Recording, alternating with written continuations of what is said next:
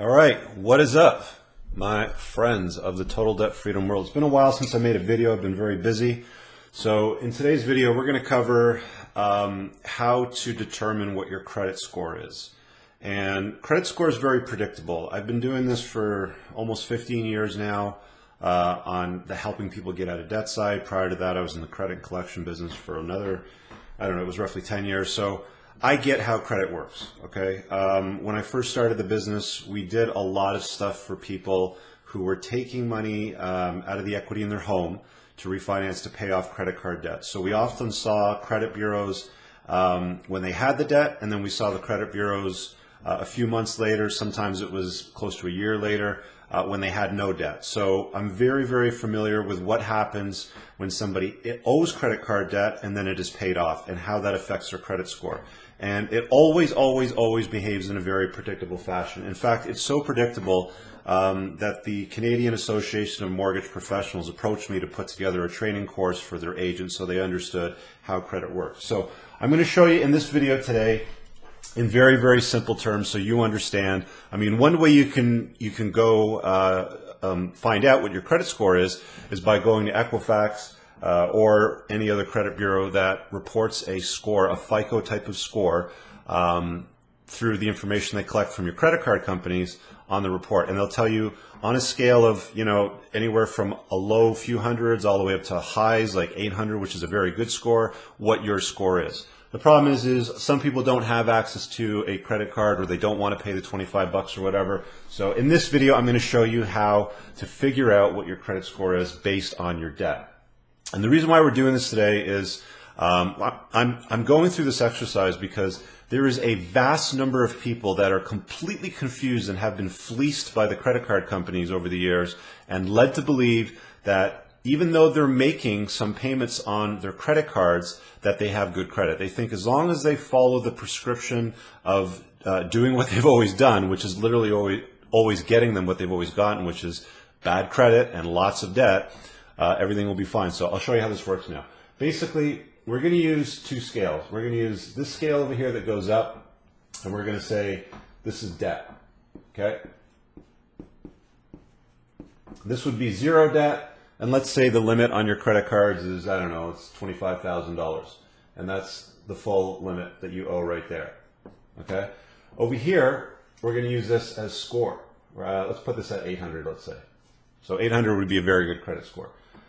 And as your debt increases, okay, your score goes down.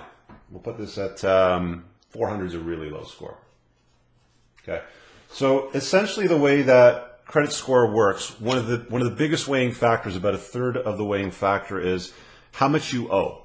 Okay, it doesn't even matter if you're up to date, if you're on time. It doesn't matter if you haven't changed your residential address for 10 years and been at the same address and demonstrated that you've got stable residency, which is good. Credit card companies like that. It doesn't matter if you have a good job or any of those things. The single largest weighing factor in credit score is how much money do you owe. Even if you're making your minimum monthly payments on it, how much money do you owe in total? So if you owe almost no debt or very little debt, or you're paying off your credit cards in full every single month, you're going to have a very high credit score. But what ends up happening is these lines intersect over time. So once your debt load starts to increase, and I know that people don't get up in the morning and say, right, I'm just going to screw my creditors, not pay my bills. It's something in life happens. I get it. I've been doing this for a long time. I fully understand bad business decisions, a divorce, loss of work, you're injured, you couldn't work, whatever it may be, I get it. Something happens and the debt load starts to go up. And what ends up happening as the debt load goes up, even though every single month you might be throwing some money at it, thinking that you're placating the credit card companies or the banks and they're getting what they want and they're happy with you, you're right, they are very, very happy with you, and I'll explain why in a second. Your credit score starts to go down to the point where it's worth absolutely nothing. The problem is people get absolutely confused on the facts of credit. And they seriously believe that even though they might have a ton of debt, which might be at their limit, okay, $25,000 limit on their 3 credit cards, let's say, and they owe $25,000, their credit score's in the toilet, even if you're making your minimum monthly payments. The reason for that is you become a higher risk to them. And as your credit load versus the limit, so if it's basically, you know, $25,000 versus $25,000 limit, you're a high risk of defaulting. I always tell people that if you want a good credit score, you really need to do two things and two things only. Is pay off your bills every single month in full, never carry a balance, and it also lowers the risk factor of defaulting and ending up in problems when life happens to you. And number two, never charge more than 50% of your limit. Because as soon as you get close to 50% of your limit or higher, that's when your credit score starts to go south. Okay? So we talk to a lot of people on a regular basis that believe that just because they're throwing some money at the debt and placating the credit card companies, they've got good credit. I've got good credit, I'm worth something. But when we ask them, that's great, what's your credit score? They don't have a clue. They have no idea whatsoever. So this system here, this is a relatively fail-safe system. It's not 100% accurate, but it gives you a good idea of what your credit score looks like, what you can expect it to look like if you run your credit report. So I invite you to leave a comment below. Let me know what you think of that. If you have any other special requests for videos in the future, I'm happy to take a look at the comments and jump in on it, or answer questions with you guys. But ask yourself this question, if you've been carrying debt for a long period of time, one, and two, you're not seeing the balances come down because what you're doing really isn't working.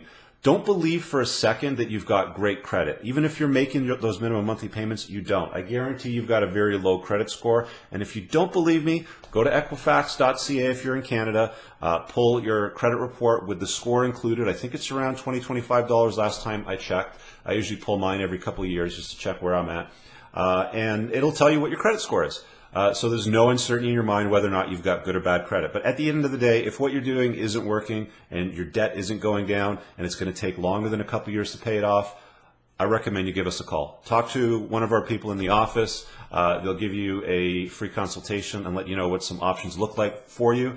Our option might be one of them. They might recommend something else for you, like a consolidation loan or bankruptcy or something else.